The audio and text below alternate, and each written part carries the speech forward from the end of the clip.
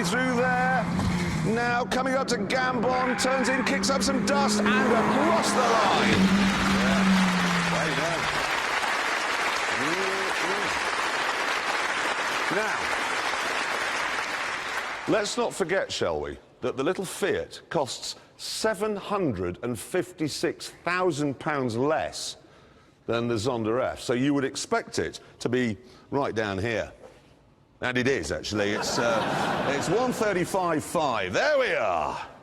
And now let's do the news. And if, well, do you know that little Fiat? I just love it. Seeing it on the telly there, I just want one as it bounces around the track. It's great. But if, for some reason, maybe you're like Eeyore, you don't want one of those.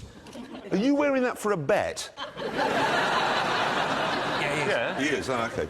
Sorry, you were saying, go on. If, like Eeyore, you don't want one of those, there is an alternative sort of super fast little micro car. It's this Renault Twingo 133. Now, that's 0 to 68.7 seconds, 125 miles an hour. It's not quite as fast as the Fiat, very nearly. But, more importantly, that, even with the clever sort of sports chassis, which is a 650 quid option, is still 1,300 quid less than the Fiat. That's 12,000. That's 12. Yeah, no, that is extremely good value for money. I love it. It is. Actually, we've got one of those in the studio over there, and I've been driving it this morning, and I think it's excellent. I think, honestly, having driven both of them, and I have, the Fiat is £1,000 more, but I think it's worth it. Does that make sense? It's worth £1,000 more. And there's more fast, small car news from Renault with this, which is the Megane R26R, and I think that looks really great as well. Yeah, I saw that and thought of you straight away, mate. No, I thought, what that James May is going to want is a hatchback with red wheels, 6-point harnesses, a carbon fibre bonnet, plastic windows. That's him. It is, and James, it's French, who you like to think of as lamb-burning communists.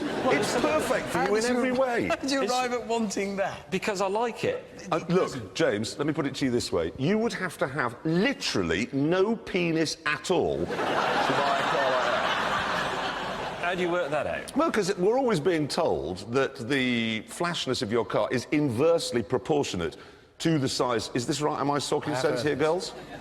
So the larger the man's car, the flasher it is, the vegetable thing goes on.